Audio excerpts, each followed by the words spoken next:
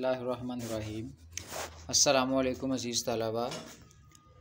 Gujranwala board 2019 second year Urdu में जो पूछा गया पेपर है उसका हिस्सा मारूज़ी कुछ यूँ है। मैं साथ साथ इसकी तफसील भी बयान करता जाऊँगा, जहाँ पे वजाहत की ज़रूरत है वजाहत भी कर दी जाएगी। तो अगर आप ये मुकम्मल तौर पे पेपर देखते हैं और इस तरह की और बहुत सारी वीडियोस जो आपके लिए तरतीब दी गई हैं, अगर आपको अच्छी लगती हैं या आपके लिए मुआविन साबित हो रही हैं तो आप इस चैनल को सब्सक्राइब भी कर सकते हैं। सवाल पहला यूँ है, कुर्तबा के काजी का नाम था, तो ये यहया बिन मंसूर था, यहया बिन मंसूर। फिर है, दमिश्क से रवानगी के वक्त मोहम्मद बिन कासिम की फ़ौज की तादाद जो थी वो 5000 थी और मुकम्मल तादाद जो थी वो 12000 थी, लेकिन रवानगी के वक्त जो 5000 तादाद थी। मौलवी नज़ीर अहमद से फ़ारुक़ तहसील थे दिल्ली कॉलेज से, अलीगढ़ कॉलेज में यूनिवर्सिटी के दर्जे तक पहुंचा 1920। फिर मिजाजदार बहू ने कहा मेरे पास रुपए नहीं हैं, 50 रुपये। दूसरा हिस्सा इसका ये है, हिस्सा मारूज़ी का दूसरा हिस्सा, मुताबिकत और हरूफ का दुरुस्त इस्तेमाल, उसको मद्देनज़र रखते हुए दुरुस्त जवाब का इंतखाब कीजिए। इसमें पहला सवाल है, मेरी तनख्वाह बढ़ाओ, खाली जगह काम छोड़ दूंगा, वरना आएगा, वरना मैं काम छोड़ दूंगा। जुज़ नंबर 7 है, इसका प्लाट, मकानात, दुकानें सब कुछ बिक, तो ये आएगा, यहाँ पे जीम जुज़ है गया, सब कुछ बिक गया। असूल ये है कि जब सब कुछ का लफ्ज़ आ जाए तो फिर फ़ेल वाहिद आता है, मजमूई तौर पे सब कुछ बिक गया। वो देर से आया, खाली जगह काम मुकम्मल करके लाया, अलबत्ता, वो देर से आया अलबत्ता काम करके लाया। यहाँ पे जुज़ नंबर 9 है, अली ने किताब, कलम और कॉपी ख़रीदी। बेजान चीज़ों का ज़िक्र है और तो इसमें आखिरी नाम के मुताबिक ये असूल जो है, जहाँ पे ये ज़िक्र होता है मुख्तलिफ़ नामों का, जैसे किताब, कलम और कॉपी, तो आखिरी नाम के मुताबिक, आखिरी नाम कॉपी है और कॉपी मुअन्नस है, इसलिए ख़रीदी आएगा। अगर कलम आखिर पे होता तो फिर ख़रीदा आता, लेकिन अब कॉपी आखिर पे है तो फ़ेल मुअन्नस ख़रीदी आएगा, सी का मुअन्नस इसके लिए आएगा।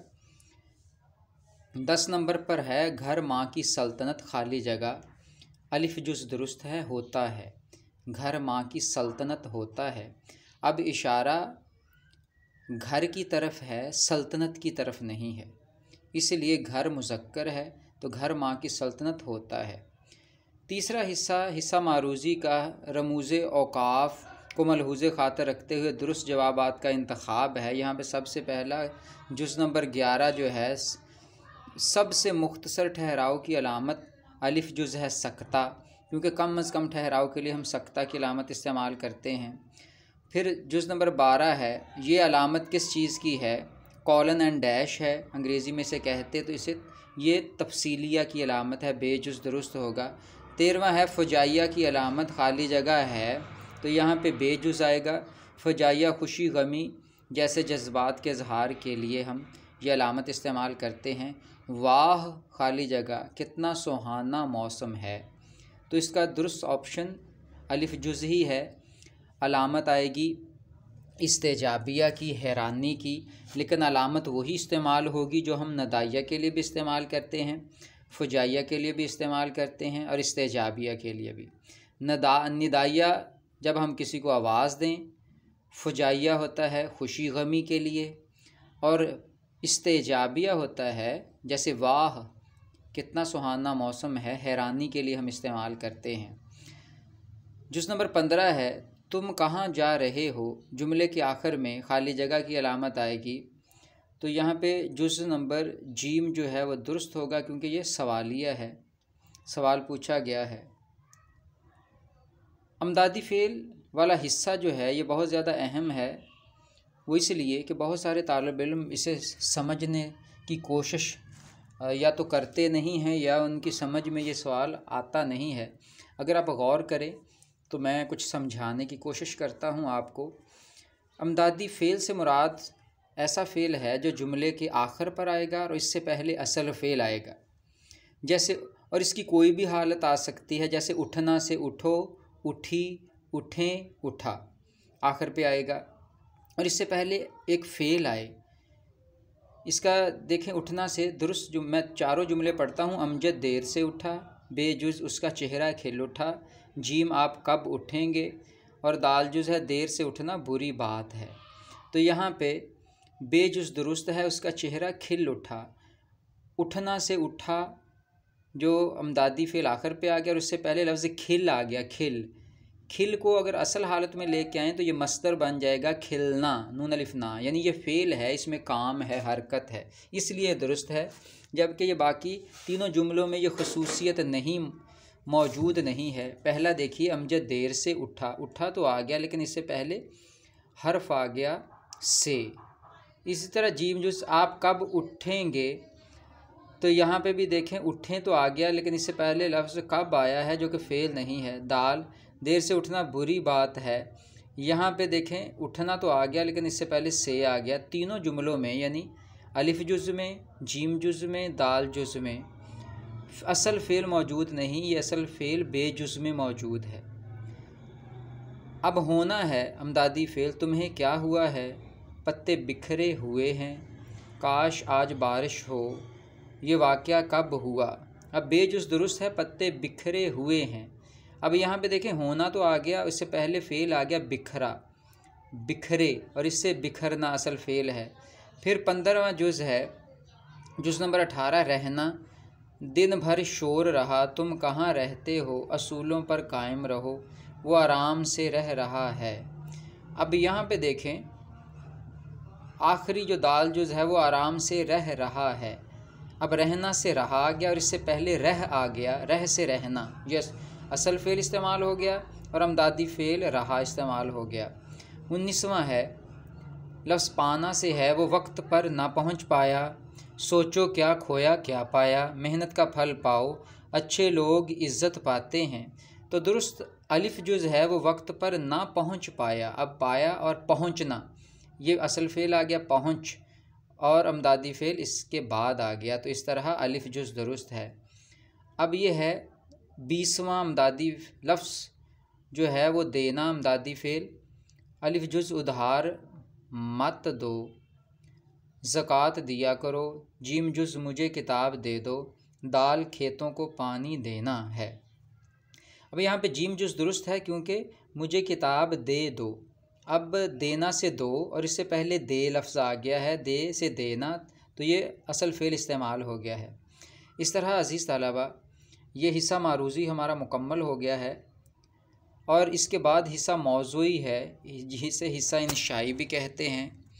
तो यहाँ पे मैं वजाहत बहुत ज़्यादा नहीं करूँगा क्योंकि वीडियो तवील हो जाएगी, लेकिन कुछ वजाहत के लिए मामूली सी इब्तदाई सी तशरीह कह लें या वजाहत कह लें, वो इसका ज़िक्र करते चलेंगे। ये आपको 2 सवाल आएंगे। ये हिस्सा नज़म में से पहला जुज़ है, दूसरा हिस्सा गज़ल में से है। यूं ही ये गर्दे सरे राह खुशनुमा तारे, रवां हैं जिनकी जबीनों से हुस्न के धारे, ज़मी का नूर हैं और आसमां की जीनत हैं, किसी की शोखी रफ्तार की अलामत हैं। ये जोशमली आबादी की नज़म सुरागे राह रो में से लिए गए अशार हैं कि जो तुम्हें यूं ही ये गर्दे सरे राह खुशनुमा तारे, जो तुम्हें आसमान पे सितारे नज़र आ रहे हैं, रवां हैं जिनकी जबीनों से हुस्न के धारे, और जिनकी पेशानियाँ नूर बरसा रही हैं, रोशनी दे रही हैं, ज़मीन का नूर हैं और आसमां की जीनत है। ज़मीन के लिए ये रोशनी का सबब हैं और आसमान के लिए ख़ूबसूरती का जो बाइस हैं ये सितारे, किसी की शोखी रफ्तार की अलामत हैं। दर हकीकत कोई मन चला, कोई शोख, कोई ऐसा मुसाफिर यहाँ से गुज़रा है जिसकी मंज़िल अजीम थी, तो उसके पाँव से लगने वाले निशान जो थे, पाँव के निशान जो थे, वो सितारे बन गए हैं। तो शायर यहाँ पे बताना चाहता है कि आसमान पे जितने सितारे हैं ये बेसबब नहीं हैं, बल्कि यहाँ से कोई ऐसा मुसाफिर गुज़रा है जिसकी मंज़िल अजीम थी, जिसका मकसद अजीम था, तो उसके पाँव के निशान रोशन हो गए हैं चाँद सूरज सितारों की तरह, और कहना वो ये चाहता है कि इंसान तुझे भी चाहिए ज़िंदगी में ऐसे कारनामे अंजाम दे कि तेरे काम चाँद सूरज सितारों की तरह रोशन रहें और दुनिया तुझे इन्हीं अच्छे कामों की बदौलत याद करे। दर्जा झैल अशार की तशरीह है। शायर का नाम पूछा गया है। मौत क्या आके फ़कीरों से तुझे लेना है, मरने से आगे ही ये लोग तो मर जाते हैं। दीद व दीद जो हो जाए गनीमत समझो, जूँ शरर वरना हम अहले नज़र जाते हैं। हम किसी राह से वाकिफ़ नहीं, जूँ नूरे नज़र रहनुमा तू ही तो होता है जिधर जाते हैं। ख्वाजा मीर दर्द की गज़ल है, पहली गज़ल है। मुख्तसर तशरीह इसकी ये है। मौत क्या आके फ़कीरों से तुझे लेना है, ए मौत तुझे हम जैसे दरवेश लोगों के पास आने की ज़रूरत नहीं। मरने से आगे ही ये लोग तो मर जाते हैं, क्योंकि हम जैसे लोगों ने ज़िंदगी में ही मर कर अपनी ख्वाहिशात को ख़त्म करके अपने रब को राज़ी कर लिया है। इसलिए तू उन लोगों के पास जा जो गाफिल हैं, जो बज़ाहिर देखने में ज़िंदा हैं लेकिन हकीकत में उनके दिल मुर्दा हैं। तो उन लोगों के पास जा, हमने अपनी ख्वाहिशात ख़त्म करके अपने रब को राज़ी कर लिया है, ख्वाहिशात को मार कर अपने रब को राज़ी कर लिया है। दूसरा शेर है। दीद व दीद जो हो जाए गनीमत समझो। दीद व दीद होता मुलाकात, आमना सामना। ख्वाजा मीर दर्द यहाँ मुखातब हैं कि अगर तुम्हें इस जूँ शरर चिंगारी की तरह, अहले नज़र होता दानश्वर, आँख रखने वाले, दिल की आँख रखने वाले, समझ बूझ रखने वाले। दीद व दीद जो हो जाए गनीमत समझो, अगर तुम्हें इस मुख्तसर ज़िंदगी में अपने महबूब का दीदार हासिल हो जाए तो समझ लो तुम कामयाब हो गए, गनीमत है ये। क्योंकि जूँ शरर वरना हम अहले नज़र जाते हैं, वरना ए अहले नज़र, ए दानश्वर लोगो, ज़िंदगी तो एक चिंगारी की तरह है। शरर कहते चिंगारी को, कि जो थोड़ी देर के लिए चूल्हे से या फिर आग से बुलंद होती है और दूसरे ही लम्हे बुझ जाती है। तो यहाँ पे ज़िंदगी को चिंगारी से तशबीह दी गई है और कहा इस मुख्तसर ज़िंदगी में कामयाब वो है जिसने अपने महबूब को राज़ी कर लिया, उसका दीदार हासिल कर लिया। और यहाँ मुराद महबूब हकीकी भी हैं कि जिसने अपने रब को राज़ी कर लिया, उसकी रज़ामंदी उसने हासिल कर ली, वो कामयाब है।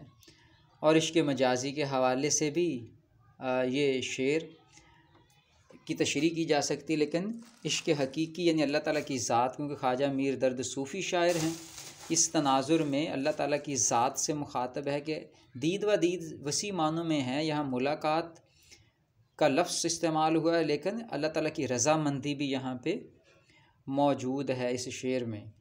हम किसी राह से वाकिफ़ नहीं, जूँ नूरे नज़र, हमें किसी भी रास्ते का मालूम नहीं, रहनुमा तू ही तो होता है जिधर जाते हैं। ए परवरदिगार तू ही तो रहनुमाई करता है, हम जो काम भी करते हैं और ये दुनिया का सारा निज़ाम तेरी रहनुमाई, तेरी इजाज़त, तेरे इज़्न से चल रहा है।